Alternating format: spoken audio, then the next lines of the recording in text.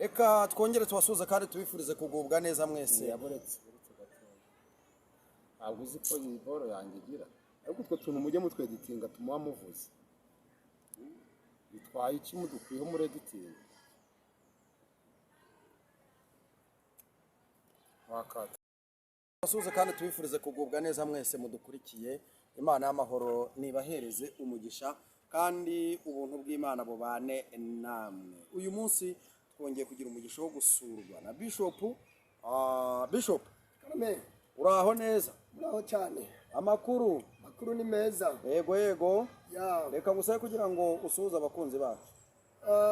Turabashuhuje mwebwe mwese mudukurikira muri ku migabane itandukanye y'isi, abari mu Burundi, Kongo, Tanzania, Zambia, Mozambique ndetse na Malawi, mu Rwanda, Uganda, Kenya ndetse no hirya za Sudani cyangwa se Uburayi na Amerika. Mwese turabashuhuje, amahoro ya Kristo Yesu abe muri mwebwe. Amen. Amahoro y'Imana abe muri mwebwe mwese. Mbere yuko dutangira iki kiganiro, reka ngusabe kugira ngo ubanze usenge Imana. Turagushimye Mana yacu, uruwera wa Isiraheli, uri Imana ikiranuka, uri Imana ikomeye cyane, uragakinga k'amakuba, ugira neza bugaca bukira, uravuga bikaba, wategeka bigakomera, icyo uvuze kingana n'icyo ukoze, ijambo ryawe ntavuguruzwa. Turagushimiye ku mwanya uduhaye, nuhabwe icyubahiro, uganze kandi utegeke ibintu byose bigende neza, tubisabye Imana mu izina ry'Umwami wacu Yesu. Amen. Urakoze cyane. Uburwayi bwawe byavuzwe yuko hari bamwe mu bantu bari hakurya hari ababa barakoherereje icyo bita imyuka mibi. Ayo makuru nimba ariyo uratubwira? Imyuka mibi ntabwo njyewe ndi bubihamye, ngo mbyemere, kubera yuko ntabwo njyewe imyuka mibi inyubahuka. Imyuka mibi ntaho duhurira rwose. Kuyohereza barashobora kuyohereza, ariko buriya bihita bimera nko gusuka amazi ku rutare. Ayo mazi ntacyo yatwara urutare rwose, kuko njyewe urumva mu mbaraga z'Uwiteka Imana ndakomeye kurenza urutare. Yego. Ntabwo imbaraga z'imyuka mibi yabo njyewe zagira icyo zintwara, ahubwo umubiri urashobora kunanirwa. N'ubu barumva yuko ntameze neza, n'ijwi ntirimeze neza, ariko umubiri ushobora kunanirwa karwara, ariko ntabwo njyewe nemeranwa n'ibyo bintu by'imyuka mibi. Ntabwo yemeranywa n'ibyo bintu by'imyuka mibi. Wapi. Hanyuma abakunzi bacu bakomeje kuvuga batese yari yarwaye ibiki? Yego. Wapi ni ibintu bigendanye n'iyi klima tuba dufite itameze neza. Yego. Kuko ni malaria, ariko harimo na gripe n'inkorora. Ubwo rero ibyo ngibyo ntago navuga yuko malaria ari imyuka mibi cyangwa se gripe n'inkorora, kuko ni indwara zahozeho kuva kera. Ubwo rero abantu nibatuze, nta kibazo na kimwe gihari. Yego, abantu nibatuze nta kibazo na kimwe igihari. Twiruka cyane twongera kunyarukira mu biganiro twagiye dukorana. Hari igihe wigeze uhanura ibyago bitatu? Yego. Bigomba kuba bitarenza amezi 3. Yego.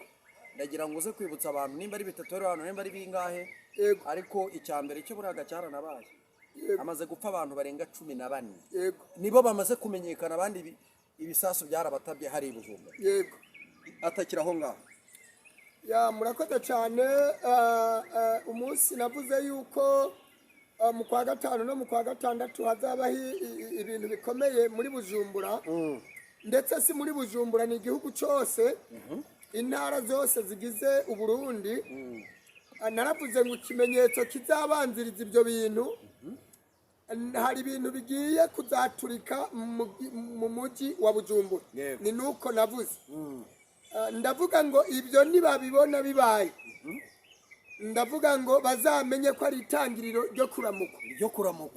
Ni nuko navuze. Yego. Rero mu yandi magambo, njyewe narababwiye ngo aya mezi ukwa kane, ukwa gatanu, ukwa gatandatu, narababwiye ngo hagiye kuba ikintu kidasanzwe ndavuga ngo mu kwezi kwa munani ni ukwezi kwanje ko gutaha noneho donke izaba ari finale ukwezi kwa munani niyo nise finale n'ikiganiro cyarangiye wavuze ko ugomba gutaha kandi wigeze uca mu marenga uvuga uko ibintu bizaba bimeze uyu munsi gutaha kwawe bizafasha iki abarundi n'abarundikazi mbo bizafasha ikintu gikomeye cyane kubera yuko buriya imana tuyibona mu muntu tuyibona muri wowe tuyibona muri njyewe ntabwo urigera uyisanga mu muhanda yicaye cyangwa ihagaze cyangwa iri kugenda imana uyibona mu muntu uyibona muri mugenzi wawe uyibona mu mukozi w'imana rero imana y'ukuri izaba igarutse mu gihugu cy'u Burundi kuko barayimuye hanyuma ukaba ushaka kuvuga ko mu barundi barenga miliyoni 10 cyangwa se na 12 ni wowe imana yahisemo kugira ngo igendere muri wowe kurenza abandi ku buryo uvuga yuko nuhagera ingoma y'amahoro zabibonetse ibintu byose zabigenze neza urabizi ko ikibazo cyose umbaza ngisubiza mu buryo bwihuse kandi ntarinze gutekereza imana yo nirobanura ku butoni kandi ntireba nk'uko abana b'abantu bareba ubwo ntabwo ndi bujye kure y'ikibazo ubajije ni njyewe imana yahisemwo kandi ntiyamisemwo mu buryo bworoheje ni mu buryo bukomeye kuko i Burundi hagiye kubaho ibintu byinshi hagiye kubaho itorero rikomeye rizahesha agaciro imana rikaramya imana mu buryo bwiza iryo torero rizakwira igihugu cyose iryo torero rizambuka imipaka rigere ku isi yose rizaba rikomeye ikindi cya kabiri uburundi buzatuma abantu benshi bimikwa hirya no hino ikindi cya kabiri gikomeye cyane ni uko i Burundi hagiye kubaho ibintu byinshi tutibagiwe amahoro n'umutekano bitigeze kuboneka ku isi ikindi cya kabiri abantu bafite amafaranga donc abashoramari bagiye kuza bakora ibintu bikomeye mu Burundi inganda zikomeye zimwe na zimwe ziri mu Burayi na za Amerika zizimukira mu Burundi Uburundi bugiye kuba igihugu gikomeye cy'isezerano umuntu wese azifuza yego abanyamerika bazamanuka Uburayi buzamanuka Ububirigi Ubufaransa buzamanuka nukuvuga ngo abanya-Australia bazamanuka rero mu Burundi ni ibintu bikomeye cyane hagiye kuzabaho itsinda ry'abantu abantu bitwa abarinzi b'inkike aba bantu bazahagararira imana mu Burundi yego bakora ikintu bita ububyutse bakora ikintu bita ivugabutumwa iryo vugabutumwa rihaguruke rizakwira isi yose uravuga utyo mu gihe cyose abarundi bamaze kujya mu mujyo wo gusenga kandi mu by'ukuri tubona ko bakora ibiterane bagakora ibintu bigiye bitandukanye n'intwaza nkabo z'i Burundi iyo zigiye kugarura amahoro haba nimba zikijya muri Somalia simbizi mu bihugu bigiye bitandukanye barabanza bagasenga yego igishasha urumva zaba ari iki igishasha kirahari kinakomeye cyane uyu munsi uzi neza yuko abantu basenga batabizi niba bazajya mu ijuru niba batazajyayo urabizi neza yuko abantu basenga batanazi n'uwo basenga uwo ari we batazi iyo basenga iyo ariyo ariko icyo gihe haleluya ntabwo imana izaba ikivuganira nabo mu migani izaba ibabwira yeruye Bibiliya iravuga ngo bazaba abantu bayo nayo izitwa imana yabo urabyumva neza rizitwa ishanga yego rifite imana nk'umutabazi umugani wa Yakorasi ngo hahirwa umuntu ufite imana ya Yakobo nk'umutabazi uzamurengera ryari mu byago no mu makuba twigeze tubona umuntu umeze nkawe yitwaga Ezeri Nyiranyenda ku Mana yabaga ku musozi ahantu mu by'ukuri bakunda gusenga cyane biza kurangira intwaza nkabo z'i Burundi zibateye zicamo benshi zirababwira ngo abafurateri mwashatse abamaratiri mwashatse barabonetse. Aho wowe wibwira yuko nugero bizakorohera utazamera nka Ezebi nyirangenda ku Mana uyu munsi wamaze no guhunga igihugu? Urakoze cyane, ngiye kugusubiza ikintu gikomeye abanyabwenge babasha kumenya uwo ndiwe. Yego ndagira nkubwire ngo umuntu arimwo uyu mutima wabo bantu uvuze bico gihe, umuntu wese urimwo umutima wo kuzongera kwica, wo kuzongera kwiba, wo kuzongera gusahura, wo kuzongera guhora umuntu iki na kiriya ari amashaka cyangwa ubwoko, uwo muntu ntagiye kubaho, ntawe uzaba kiriho, ntawe uzasigara ku butaka bw'u Burundi. Ndakurahiye muri iyi minsi mfite kubwira abantu nkabaha n'ibimenyetso nkanabarahira. Yego ndahiye Uwiteka Imana nkorera, umuntu urimwo uwo mutima umeze nk'uwa Gahini ntazaba kihari, nta kibazo na kimwe nzaba mfite, nta kibazo na kimwe cyangwa ubwoba nzaba mfite. Kubera iki? Narakubwiye ngo Imana igiye gufata umurima iwubagarire neza, ikuremwo ikibi cyose, ikuremwo ishamba, ikuremwo urwiri. Yego none uwo muntu azaba yacikiye. Erega wowe hari ikintu utarumva, umuntu yamucika ariko ntiyacika Imana. None ko nakubwiye ngo ni Imana ijya kwirwanira. Icya kabiri abagiye gukoreshwa ni ingabo z'Uwiteka, ntabwo ari ingabo z'umuntu. Yego Imana ifite ingabo, ijuru rifite igisirikare ginateye n'ubwoba, ni nabo barimbuye. Reka ibi bintu sinemerewe kubivuga, reka ndeke kubivuga, ariko nagira nkubwire ngo uwo muntu azacikira he amaso y'Uwiteka. Ndakubwira ngo ikibi cyose kizaba cyamazweho, wowe ugakomeza ukakigarura, nge ndakuraho wowe ugasubizaho. Ariko dutangira ikiganiro hari ibintu nakubajije, nge ndi gusibura amariba y'Uwiteka bijyanye n'ibyago bibiri bisigaye, ntabwo wigeze ubivuga. Urakoze cyane, kuko hari wavuze bitatu. nari navuze bitatu. None se ko nabivuze abadukurikiye hari abantu barambwiye ati ibyo uvuga turafata ikaramu tukandika, uranyumva? Abantu barabibika, niba narabivuze sibyo kimwe kikaba cyasohoye, reka mbabwire basi ikindi kiraza gusohora guhera itariki 25 z'uku kwezi kwa kane. Bisubiremo, ndavuze ngo ikindi cya kabiri kiraza gusohora itariki 25 z'uku kwezi kwa kane. gisubiremo inshuro ya gatatu. Ndavuze ngo ikindi kigira kabiri muri bitatu navuze itariki 25 z'ukwezi kwa kane kuturimo. Yego noneho icya gatatu urumva itariki 25 ukwezi kwa gushikaje iminsi 5 ngo kurangire, ukwa gatanu kugitangira ikindi kiri ku bitabo bitatu wahanuye bebera mufururizo. Icyo cya kabiri kizabera he? Ku cyambere ni mu Ngagara, ni mu Kira, ku Musaga. Ni ku Musaga cyane. Musaga niho cyabereye, ariko cyanakwiye Bujumbura yose. Icyo kuri 25 kizabera he? Icyo kuri 25 cyo ni igihugu cyose. Cyo ni igihugu cyose. Hazumvikana ikintu mu ntara zitandukanye ndetse no mu Bujumbura. Hajya nenye ni zinga ni 25 niko navuze. Ariko noneho ubwo si 25 no ku itariki ya mbere n'iya kabiri y'ukwa gatanu haba ikindi. Ibyo bihe byose nibabyandike. Tukiri hagati mu kiganiro, nimero yawe ya telefone? Nimero yanjye ni 078 58 6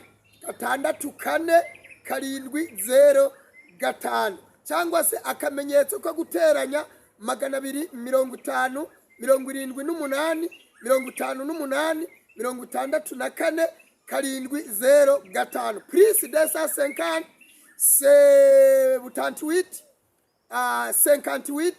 58 64 705 cyangwa se 705. Mu gihe tumaze dukora ibiganiro n'ahandi hose wagiye ukora ibiganiro abantu bakubonye, hari abantu bagiye bavuga bati uyu muntu ni umusazi, uyu muntu ameze nk'abarafinda, uyu muntu ibyo avuga ntabwo bizakunda. Abandi bakavuga bati Bishop wacu turagukunda hirya no hino. Abo bantu bombi nagira ngo bahereze message ubafitiye uyu munsi, ubundi dusaza ikiganiro. Mbo barakoze cyane abo bantu banyita umusazi, abantu bise umusazi Nowa ari kubaza inkuge ntabwo binjiye muri iriya nkuge njyewe nsubiza nk'umunyabwenge kandi nk'umuntu urimo umwuka w'Imana abantu bise Nowa umusazi nta n'uyu n'umwe yinjiye muri iriya nkuge niko n'abanyise umusazi atanumwe azinjira mu nkuge yitwa isezerano risha tugiye kwinjiramo yego ubwo niba wakwibaza ati none bazajya hehe hitumbaza ati nabo mu gihe cya Nowa bagiye he uko abo mu gihe cya Nowa bagiye niko nabo ubu bagiye kugenda mu yandi magambo rero n'ibisazi birarutana yego kuko abasara basarira Satani n'abasara basarira Yesu yego abo bantu baratandukanye n'abapfumurira Satani n'abapfumurira Yesu nabo baratandukanye kuko uribuka ku musozi Moriya Eliya n'abahanuzi ba Bayali ababayali bapfumurira Satani ariko Eliya agapfumurira Imana ku musozi Karumeli urakoze cyane ni ku musozi Karumeli donc urabyibuka Eliya n'abahanuzi bose barashize inkoni hasi ziba inzoka ariko hari yarusha izindi imbaraga ariko zose zitwa inzoka buriya rero abasazi ntibasara kimwe ni ukuvuga ngo ibisazi by'abantu biba bitandukanye hari ibisazi by'abasara mu isi duhora tubabona batoragura amashashi n'ibicupa yego ariko hari abandi bantu bafite ibisazi iby'umwuka wera mu kirimi cy'umwuka wera tubyita ibipatosi ibipatosi ni ibisazi by'umwuka wera ibyo ndabyemera wabyumvishije njyewe ibipatosi byitwa ibisazi by'umwuka wera ibyo ngibyo rwose ndabyemera mbana nabyo kandi abatabizi bazabikurikire neza muri make bakwise umusazi bibeshye uri umusazi abanyise umusazi ahubwo nuko wasaze bitandukanye oya bo bazi ko banyise umusazi nka wa wundi utoragura amashashi cyangwa ibicupa ariko ntabwo bazi ibi bintu byitwa ibipatosi ibisazi byo mu mwuka wera ibisazi by'umwuka wera ntabwo babizi rero ntabwo ari byo bavuze banyise umusazi uriyo utoragura amashashi ibyatsi ibicupa ibintu nk'ibi ibyo bazabihanirwa kuko iyo banyita umusazi wo mu mwuka ari byo bya bipatosi mvuze abo nta rubanza bari kuba bafite imbere yanjye n'imbere y'Imana ariko kuko banyise umusazi wo mu mubiri apana mu mwuka ntabwo bazinjira igihugu cy'isezerano abo ngabo bazakuburwa n'umweyo w'Uwiteka mu kwezi kwa gatanu no kwa gatandatu ariko ayo mezi kuko ukunda kuyavuga cyane none se muragira ngo mvuge iki nibyo nyine umuntu atanga icyo afite kandi n'abatetsi ibyo batetse nibyo baru ese uzataha wenyine cyangwa uzatahana n'abandi bantu yewe data wa twese hazataha amasinzi hagiye gutaha amasinzi y'abantu benshi mu Rwanda bazataha muri Tanzania batahe muri Kongo batahe i Bugande batahe muri Kenya batahe muri Amerika batahe za Canada za Australia Ububirigi Ubufaransa ahantu hose bazataha urumva nzaba ndi jyenyine nzaba nshigikiwe nzatahana n'abantu benshi batabarika igikuba kigiye gucika abantu bose bazavuga ngo Uwiteka akoze ibikomeye mu gihugu cy'u Burundi uvugishije ukuri utinya Imana nk'umuntu uvuga ko bana n'Imana yego numara gutahuka yego usubiye iwanyu kuri gakondo yawe yego mu by'ukuri uzaba ukora iki urakoze cyane buriya iki kibazo ubajije ni ikibazo gikomeye cyane kuko umugani uravuga ngo agaseke gapfundikiye ngo gatera amatsiko so rero njyewe nshaka ko abantu bagumana amatsiko ariko icyo nzaba ndi n'ubundi kirakomeye kuko Imana ntabwo ingoma yayihanguka nzaba nkomeye cyane kuko n'ubundi mu isi y'umwuka ndakomeye buriya rero umuntu yakomeye mu mwuka bihereza umubiri no mu mubiri arakomera rero ikintu nzaba nshinzwe ni ikintu gikomeye cyane ku rwego rwo hejuru nari bubashe kugisobanura neza ahubwo abantu bagitegereze nta nubwo biri kera nejo bundi nyene n'uyu mwaka nyene urarangira bamaze kumenya icyo nzaba ndico hari abantu bavuze yuko mu by'ukuri waravuze uti navukanye Bibiliya mu kiganiro twakoranye kera. yego Abandi bantu bagiye babijyaho impaka. yego Ibyo bintu byari bimeze bite? ibyo ngibyo kubijyaho impaka nta rubanza ndi bubacire abo ngabo kuko hari ibitangaza birenga ubwenge bw'umuntu.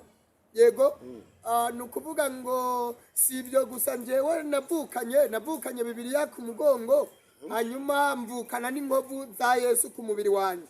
Namwe abanyamakuru nk'ubu murabizi ko Yesu abambwa murabizi, abantu bose barabizi ko bamubambye gutya, ariko amaguru yari agerekeranyije. Ubu tuvugana mvanyemo urukweto nkakwereka ku kirenge hagati y'ino rikuru n'irikurikira, wahita ubona ikimenyetso ukabasha kubivugira aha kuri kamera ko icyo kimenyetso kibonye.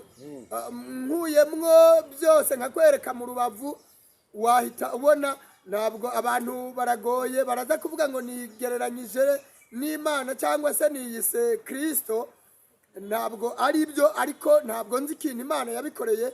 Njyewe mfite inkovu za Yesu ku mubiri wanjye, mu biganza no mu birenge ndetse no mu rubavu. Izo nkovu ziboneka umuntu azibona mu buryo bw'umwuka cyangwa mu buryo bw'umubiri bisanzwe ziragaragara? Ubishatse nazi kwereka nawe twicaye ahangaha. Hanyuma iyo Bibiliya wavukanye yari yanditseho ngo iki ubundi? Ngira ngo nigeze mbisobanura mu minsi yashize, kuko urumva njyewe nari uruhinja ntabwo nabashaga kubibona, ariko ababyeyi bagiye bambwira uko byari bimeze. Njyewe Imana yanjye ikorera cyane muri Bibiliya, n'ubundi ni aya magambo nyine. Hari amagambo nasomye mu kiganiro twagiranye ubushize ari muri Yesaya ibice 42. Ayo magambo ni isezerano ryanje. Noneho izo nyuguti zari zanditse aho ngaho zari mu bice bitandukanye, bagende bayasome muri Maraki 3:23, basome no muri Yesaya 42 bahere ku murongo wa mbere bageze 8, bagende no muri Yesaya 49 bahere rimwe bageze 3, baje no muri Yeremiya igice cya mbere bahere ku murongo wa 4, baragenda babona amasezerano Imana yampaye naje nzanye nayo nkivuka. Waje uzanye nayo ukivuka, hanyuma wagize ibyago upfusha umufasha. Uyu munsi wa none reka nkubaze ku kibazo gitandukanye n'ibyo twari turimo. Yego. Wabwira iki abagukurikira? Urafite gahunda yo kuzongera gushaka cyangwa kubera uri marayika ibyo gushaka ntabwo bihari? Ibyo gushaka birahari, ariko Imana imbwira ko igihe kitaragera. Yego, ni ukuvuga ngo gushaka nzongera gushaka. Imana irimo gutegura, Imana irimo kumutegura, irimo kumutreninga nk'uko nanjye irimo kuntereninga. Mu yandi magambo, njyewe nawe turi gutreningwa, turi kwiga, turi ku ishuri. Hari amashuri Uwiteka ari kutwigisha, ariko ejo bundi mu kwezi kwa 8 ayo mashuri azaba yarangiye, nzahita nkora mariage. Uzahita ukora mariage? Yego. Ibintu bimeze neza cyane? Bimeze neza cyane, kuko ishuri turimo rizaba rirangiye. Rizaba rirangiye? Riranarangirana n'ukwezi kwa 6. Yego, mu kwa 8 ibintu byose bizaba ari all right. Ni ukuvuga ngo ubukwe ibihugu byose bizabutaha, bizaba ari ibintu bikomeye. Ntabwo ari ubukwe busanzwe nk'ubukwe mumenyereye mu isi, ni ubukwe abantu bose bazavuga ngo twakabaho, tubonye ubukwe, twakabaho. Nabwo buzaba ari bwo bwa mbere mu isi. Erega nakoreye Imana, buzaruta n'ubw'ikana, n'abantu banyitegereza buzasa n'ubw'ikana. Tugana ku musozo, nimba nta yindi message ufite twasoreza ikiganiro cyacu ahangaha. Message nabwira, ntabwo njyewe nshobora kubura message. Message nabwira cyane cyane abarundi aho bari hose, n'abarundi kazi banyumva ku isi hose, si Burundi gusa. Bitegurire kwakira ikintu Imana ibahaye mu kwezi kwa 7 no kwa 8. Urabyumva neza? Bitegure kwakira.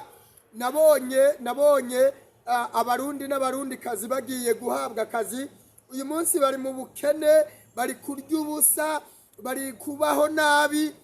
Nabonye abarundi n'abarundikazi bagiye kubona ubuzi. Hanyuma message mfite rero y'abarundi n'abarundikazi batwumva aho baherereye ku isi hose, abantu babitse diplome bakazishingura kubera ko akazi katakiboneka, bazishire hafi, bazabe bazishize hafi guhera mu kwezi bakimara kubona kwa gatandatu kwinjiyemo, diplome bazazegeze hafi. Hanyuma n'abatafite diplome n'abatize bazahabwa akazi, kuko ubuzi bugiye kuboneka. Bamwe bazaba abafundi, abandi babe abayede, abandi babe abasharapantiye, abandi babe, ubuzi bugiye kuboneka. Abandi bazakora mu nganda. I Burundi hagiye kubakwa amazu akomeye kandi maremare y'akataraboneka, uzahagarara mu Rwanda ukayareba kubera uburebure azaba afite. Subiramo. I Burundi hagiye kubakwa amazu akomeye kandi maremare azaba afite uburebure burenze, uzaba uri mu Rwanda ukayareba ama etaje azaba yubatse i Bujumbura. Ibyo ndabikubwiye. Cyo ntabwo nkemeye pe. Nubyemere cyangwa ureke. Kubera iki Bujumbura buri hasi. Yego. Ni mu kibaya ahantu mu kiyaya. Yego. Ubwiyo taje nzabona ndi Kigali. Ntayiba kwisi. Sinjye ubikubwiye se. Niwo?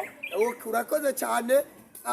Abantu bitegure rero kwakira ikintu Imana ibahaye. Ayo ma etaje arimwo abazubaka, abakora. Donc ubuzi bugiye kuboneka, diplome bazegeze hafi. Ikindi kigira kabiri nababwira, umuntu atekereza ibintu by'amashaka mu Burundi nabe abisubiza imigambwe. Yes, nabe abisubiza inyuma. Ikindi cya kabiri, abantu batekereza ubwoko, kuvuga ngo umutwa, umututsi, umuhutu, ibyo bintu nibabe babyibagiwe, kuko umuntu muri uku kwezi kwa gatanu n'ukwa gatandatu azasangwa ibyo bintu biri mu mutima we. Uwo muntu umukubuzo cyangwa se umweyo w'Uwiteka ntabwo uri bumusige, uramuhitana. Mwabyumvishije? Ibintu bigiye kuba ni ibintu bikomeye birenze, ngira ngo nibyabaye mu gihe cya Nowa. Urabyumva neza? Hazarokoka babandi twabwiye Imana yashyizeho ikimenyetso, babandi twabwiye yuko bishinganisha n'imiryango yabo, marayika akazaza agashyira ikimenyetso ku ngo zabo, ku miryango yabo, ku ruhanga rwabo. Twatanze amasengesho y'iminsi 2 kandi abarundi n'abarundikazi barayasenze ku isi yose. Abo bantu rero bariho ikimenyetso. Abashinzwe kurimbura bazubaha abashinzwe kurinda. Nta numwe azasuzugura uwundi, kuko urugamba rugiye guca mu gihugu cy'u Burundi n'abamarayika bagiye kururwana, si abantu basanzwe. Igisirikare cy'u Burundi ntikizarwana n'abamarayika. Igisirikare cy'u Burundi nticarwana n'ingabo z'ijuru. Igipolisi cy'u Burundi naco nuko. Inama ngiriye abasirikare b'abanyamwuka bakijijwe neza, pana bamwe babivanga b'abarundi n'abarundikazi, haba mu gipolisi haba no mu gisirikare. Yego, ntibazazamure amaboko yo kurwana, bazazamura amaboko yo kwemera gutsinda. Kuko umuntu wese azazamura umutwe ngo agiye kurwana, ndamusezereye. Ingabo zigiye gukora iki kintu njewe ndi gutangaza mu kwa gatanu no mu kwa gatandatu. Yego, nta murundi yakirwana, nta n'umurundi yabahagarara imbere. Ntibizakunda. Umuntu wese azaja avuga ngo man, uteye ubwoba ndakubasha. Mwabyumvishije? Kuko n'amabuye azava mu nzira, ibiti bizava mu nzira. Yego, haramaza azava mu myanya yayo. Yego, Uburundi bugiye kubakwa bundi bushasha, hazaba inyubako zikomeye kandi ziteye ubwoba. Bishop, reka tugushimire. Ndabashimiye nanjye.